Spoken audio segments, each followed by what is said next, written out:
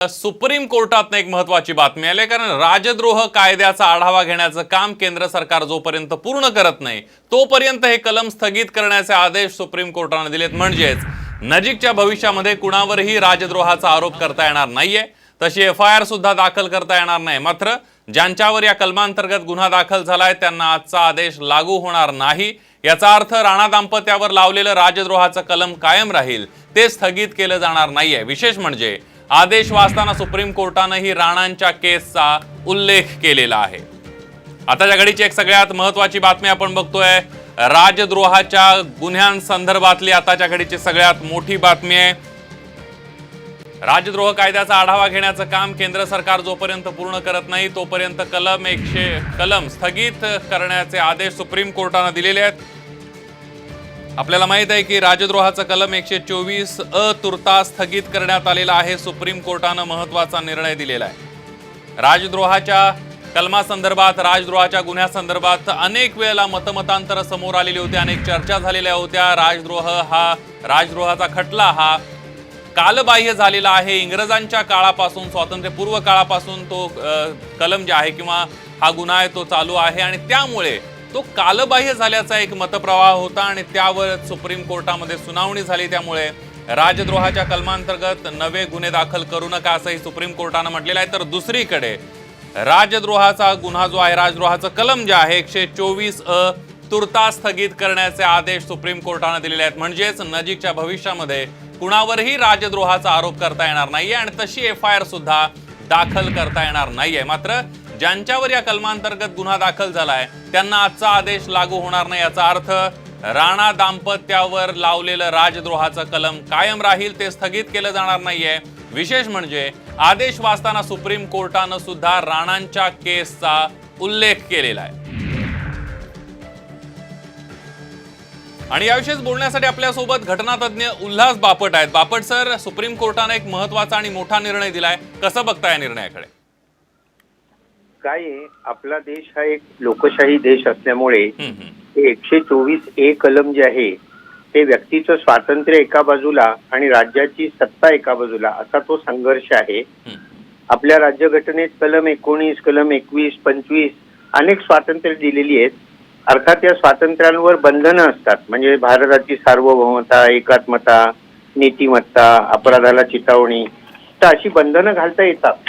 परंतु 124A हे जे कलम आहे हे ब्रिटिश काळात घातलं गेलं होतं आणि ते प्रामुख्याने इथे जे क्रांतिकारक होते त्यांच्या विरुद्ध वापरण्याकरता केलं होतं। तर आता लोकशाही आपल्याला मिळाल्यानंतर, स्वातंत्र्य मिळाल्यानंतर याचा वेगळा विचार होणं आवश्यक होतं, जो झाला नाही। अर्थात केदारनाथ केसमध्ये 60 वर्षापूर्वी सुप्रीम कोर्टाने काही बंधनं घातली, परंतु याचा दुरुपयोग फार होत असल्यामुळे मला असं वाटतं सुप्रीम कोर्टाने सांगितलंय की तुम्ही याची पुनर्विचार करा आणि जोपर्यंत पुनर्विचार होत नाही तोपर्यंत नवीन केसेस घालायला परवानगी दिली नाही। म्हणजे थोडक्यात याचा जो दुरुपयोग होतोय याच्यावर ब्रेक सुप्रीम कोर्टाने लावलेला आहे असं मला दिसतं।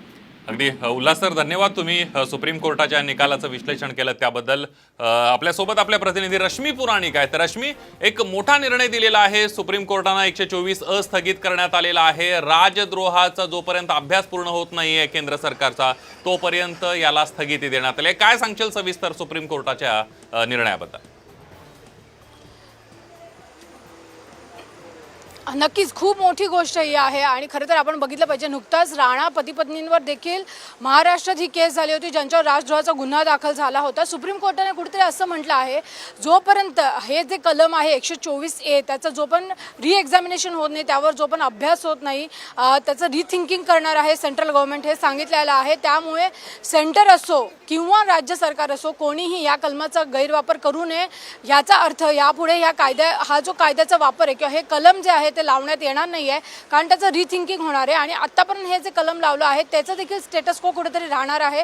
त्यामुळे हा दिलासाच मिळणार आहे। अगदी जिग्नेश मेवाणी असेल तिथपासून आपण जर बघितलं असेल अनेक प्रकरणांमध्ये राजद्रोहाचा गुन्हा हा लावण्यात आलेला आहे भाजपाकडनं। जिग्नेश मेवाणी एक उदाहरण होतं आणि त्यानंतर आता आपण बघतो आहे की राणा पती पत्नी यांचं देखील प्रकरण होतं ज्यामध्ये राजद्रोह लावला होता।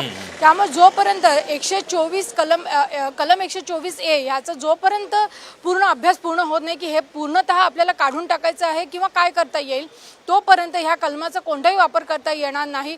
त्यामुळे हा एक खूप मोठा दिलासा आहे, कारण आपण बघतोय की अनेक राजकीय प्रकरणांमध्ये अशा पद्धतीने हा गुन्हा दाखल होताना दिसतोय किंवा NGO किंवा सामाजिक कार्यकर्त्यांच्या बाबत देखील हा गुन्हा दाखल होताना दिसतो आहे.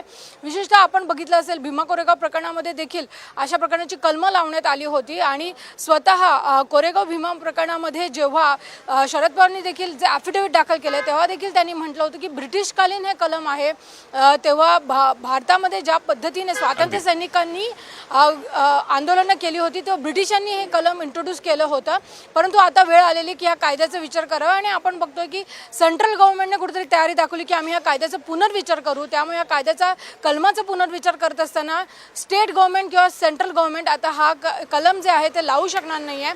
त्यामुळे मोठ्या प्रमाणावर ही सुप्रीम कोर्टाची जी ऑर्डर आहे त्यामुळे दिलासा जो आहे तो अनेकांना मिळणार आहे. अगदी रश्मी, या सगळ्यामध्ये आपण बघितलं राणा दाम्पत्यावर ज्यावेळेला राजद्रोहाचा खटला दाखल झाला त्यावेळेला मोठ्या प्रमाणावर या कलमाबद्दल चर्चा झाली. कसा काय हा गुन्हा किंवा खटला दाखल होऊ शकतो अशी चर्चा झाली. त्यानंतर वेगवेगळी मतमतांतरं झाली. सुप्रीम कोर्टामध्ये केंद्र सरकारनं सुद्धा आपली या कायद्याबद्दलची बाजू मांडली आणि या सगळ्यामध्ये राजकीय फायद्यासाठी किंवा राजकीय आरोप प्रत्यारोप होत असताना आणि याविषयीच बोलण्यासाठी आपल्यासोबत ज्येष्ठ कायदेतज्ञ श्रीहरी आणि आहेत. श्रीहरी सर, सुप्रीम कोर्टाने एक मोठा निर्णय दिलेला 124 स्थगित करण्यात आलेला आहे. जोपर्यंत केंद्राचा अभ्यास पूर्ण होत नाही तोपर्यंत कसं बघता सुप्रीम कोर्टाच्या या निर्णयाकडे? हा निर्णय कालची अशीच ऑर्डर झाली त्याच्यानंतर अपेक्षित होता, कारण सुप्रीम कोर्टाच्या पुढे सरकारने जर आपली बाजू अजून स्पष्टपणे मांडली नसेल तर मग हे हिअरिंग कंप्लीट होऊ शकत नाही. तेव्हा अशा स्थितीमध्ये हा कायदा तरीही राबवत राहणं हे कितपत उचित आहे याचा विचार करून अशा तऱ्हेची ऑर्डर ही योग्य ऑर्डर म्हणता येईल. आणि सर, या कलमाचा मागच्या काही वर्षांपासून राजकारणासाठी अधिक वेळेला वापर केला गेला आणि त्यानंतर ही चर्चा सुरू झाली असं वाटतंय आपल्याला? हा खूप जुना प्रोव्हिजन आहे, इंग्रज काळापासून आलेला प्रोव्हिजन आहे. पण आपण एक गोष्ट लक्षात घ्या की जसा इंडियन पिनल कोड मध्ये हा प्रोव्हिजन आहे तसा इतर कायद्यांखाली सुद्धा तत्सम प्रोव्हिजन्स आहेत. त्याच्यामुळे नुसतं याला स्थगिती दिल्यामुळे सेडिशनचा चार्ज टळतो, पण ज्या पद्धतीने लोकांच्या वैयक्तिक लिबर्टीजना आळा येतो म्हणजे त्यांना अरेस्ट केलं जातं, विविध कायद्याखालचे त्या प्रोव्हिजन्स अजूनही कायम आहेत.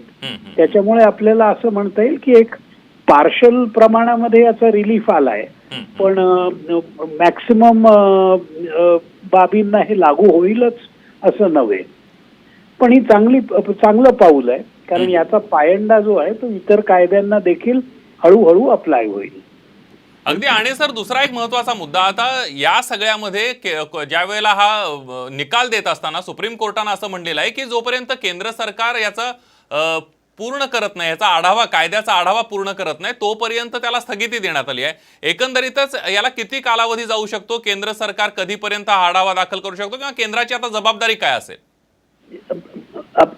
जसं मी आपल्याला आता सांगितलं की नुसता सेडिशनचा कायदा पाहिला तर त्याच्यामध्ये काही खूप वेळ जायला नको खरं म्हणजे. पण जर तत्सम दुसरे कायदे जर आपण लक्षात घेतले म्हणजे सर्वच कायद्यांचा जर एक सर्वांगीण विचार व्हायचा असेल तर वेळ जाऊ शकतो.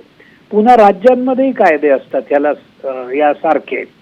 राज्य सरकारांच्या कायद्यांवर केंद्राचा तसा अधिकार नाही राहत. त्याच्यामुळे हा पूर्ण खटाटोप जर आपल्याला सर्व दृष्टींनी संपवायचा असेल तर बराच वेळ लागेल. पण नुसतं सेडिशनचा कायदा असेल तर ते त्या मानाने लवकर होऊ शकेल. तथापि प्रयत्न असा राहील की सध्याचे आपले चीफ जस्टिस जे आहेत, जे सध्या ही केस ऐकतायत, ते आता रिटायर व्हायला आलेले आहेत. त्यांच्या रिटायरमेंटच्या आधी हे झालं तर बरं आहे, नाहीतर ही केस दुसऱ्या कोणाला तरी पुन्हा ऐकावी लागेल. अगदी. आणि सर, धन्यवाद, तुम्ही कोर्टाच्या निर्णयाचं विश्लेषण केलं, सविस्तर आणि समजावून सांगितलं त्याबद्दल. आपण बघितलं, त्यामुळे सुप्रीम कोर्टाने एक महत्त्वाचा निर्णय दिलेला आहे. राजद्रोह कायद्याचा आढावा घेण्याचं काम केंद्र सरकार जोपर्यंत पूर्ण करत नाही तोपर्यंत हे कलम स्थगित करण्याचे आदेश सुप्रीम कोर्टाने दिलेत. म्हणजेच नजीकच्या भविष्यामध्ये कुणावरही राजद्रोहाचा आरोप करता येणार नाहीये, तशी FIR ही दाखल करण्यात येणार नाहीये. नवनीत आणि रवी राणांनाही मोठा राणांवरील राजद्रोहाची केसही स्थगित करण्यात आलेली आहे. आताच्या घडीची एक सगळ्यात मोठी बातमी आपण बघतोय. सुप्रीम कोर्टाच्या निर्णयामुळे नवनीत राणा आणि रवी राणा जे राणा दाम्पत्य आहे यांना मोठा दिलासा मिळालेला. आताच्या घडीची एक सगळ्यात मोठी बातमी आपण बघतोय. एकंदरीतच हनुमान चालीसा मुख्यमंत्र्यांना दिलेलं आव्हान आणि या सगळ्यामुळे त्यांच्यावर राजद्रोहाचा गुन्हा सुद्धा दाखल करण्यात आला होता. मात्र सुप्रीम कोर्टाच्या निर्णयामुळे राणा दाम्पत्याला दिलासा मिळालाय. सुप्रीम कोर्टानं ज्यावेळेला राजद्रोहाच्या या सगळ्या प्रकारामध्ये निकाल देत असताना, स्थगिती देत असताना राणा दाम्पत्यावर दाखल झालेल्या केसचा सुद्धा उल्लेख केलेला आहे.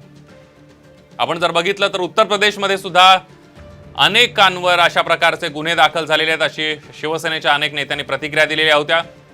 गुजरातमधले आमदार जिग्नेश मेवानी यांच्यावर सुद्धा राजद्रोहाचा गुन्हा दाखल झालेला आहे. त्यामुळे राजकीय कारणांसाठी राजद्रोहाचा कलमाचा वापर केला जातोय का, अशी सुद्धा चर्चा मागच्या काही काळापासून सुरू होती. ब्रिटिश काळापासून हा कायदा आहे तो कालबाह्य झालेला आहे, त्यामुळे तो रद्द करण्यात यावा अशी मागणी अनेकांनी केलेली होती. मात्र आता सुप्रीम कोर्टानं एक मोठा निर्णय दिलेला आहे, ते म्हणजेच राजद्रोह कायद्याचा आढावा घेण्याचं काम केंद्र सरकार जोपर्यंत पूर्ण करत नाही तोपर्यंत हे कलम स्थगित करण्याचे आदेश सुप्रीम कोर्टानं दिले. अमेय चुंबळे आपले प्रतिनिधी आपल्या सोबत आहेत. अमेय, एक मोठा निर्णय. आलेल्या नव्या माहितीनुसार सुप्रीम कोर्टाच्या आदेशाचं वाचन आता पूर्ण झालेलं आहे आणि या आदेशानुसार हा म्हणजे IPC म्हणजे भारतीय दंडात्मक कायदा इंडियन पिनल कोडचं जे कलम 124A हे राजद्रोहाबद्दल आहे. तर या कलमा अंतर्गत ज्या म्हणजे नवीन गुन्हे तर तुम्ही दाखल करू नकाच, पण जे काही गुन्हे दाखल केलेले आहेत आणि ज्या केसेस सध्या सुरू आहेत त्याही सगळ्या स्थगित करा असे आदेश सुप्रीम कोर्टाने दिलेले आहेत. आणि गेल्या काही महिन्यामधला सुप्रीम कोर्टाचा हा ऐतिहासिक निर्णय म्हटला पाहिजे, कारण आताच आपण पाहिलं की केवळ म्हणजे मातोश्री बंगल्याच्या बाहेर हनुमान चालीसा आम्ही वाचू हे म्हटल्यामुळे रवी राणांवर राजद्रोहाचा गुन्हा दाखल केला. आता त्या केसचा निर्णय लागेल तेव्हा लागेल, पण केवळ एखाद्या मुख्यमंत्र्यावर किंवा पंतप्रधानावर टीका करणे हा राजद्रोह होऊ शकत नाही. तर ह्याच्यामध्ये सुप्रीम कोर्ट चा निर्णय यायला अजून किमान जुलै महिना उजाडणार आहे, कारण आजच सुप्रीम कोर्टाने सांगितलं की आता पुढील सुनावणी आम्ही जुलै महिन्यात घेऊ. तोपर्यंत केंद्र सरकारने या राजद्रोह कलमाचा जो आढावा घेणार आहेत ते फेरविचार करणार आहेत. तो जो फेरविचार आहे तो पूर्ण करावा. त्याच्यामुळे आता जुलै महिन्यामध्ये केंद्र सरकार याबद्दल काय भूमिका मांडतं हे पाहावं लागेल, कारण शरद पवारांसह अनेक नेत्यांनी आणि विचारवंतांनी हे व्यक्त केलेलं आहे की हा 150 वर्षापूर्वीचा कायदा जो इंग्रजांनी भारतीयांचा छळ करण्यासाठी आणला होता किंवा भारतीय जो उठाव करत होते ब्रिटिशांविरोधात तो कुठेतरी दाबण्यासाठी आणला होता. आणि सगळ्यात महत्त्वाचं म्हणजे ज्या इंग्रजांनी तो कायदा आपल्याकडे आणला त्यांनी त्यांच्या देशातही तो रद्द केलेला आहे. ही सगळ्यात मोठी गोष्ट आहे. म्हणजे त्यांनी त्यांच्या देशात तो कायदा रद्द करायचा आणि आपल्याला स्वातंत्र्य मिळून 75 वर्ष होऊनही आपण तो कंटिन्यू करायचा. ही कुठेतरी म्हणजे तर्क आणि कायद्याचीच विडंबना आहे.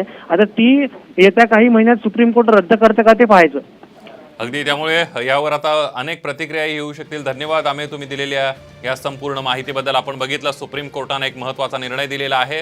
राजद्रोह कायद्याचा आढावा घेण्याचं काम केंद्र सरकार जोपर्यंत पूर्ण करत नाही तोपर्यंत हे कलम स्थगित करण्याचे आदेश सुप्रीम कोर्टाने दिलेत. म्हणजेच भविष्यामध्ये कुणावरही राजद्रोहाचा आरोप करता येणार नाही, तशी FIR ही दाखल करता येणार नाही. मात्र ज्यांच्यावर या कलमांतर्गत गुन्हा दाखल झालाय त्यांना आजचा आदेश लागू होणार नाही. याचा अर्थ राणा दाम्पत्यावरचा जो राणा दाम्पत्य निकाल वाचन करत असताना राणा दाम्पत्याच्यावर दाखल केलेल्या केसचा सुद्धा किंवा राणा दाम्पत्या संदर्भातल्या केसचा सुद्धा कोर्टानं उल्लेख केलेला आहे.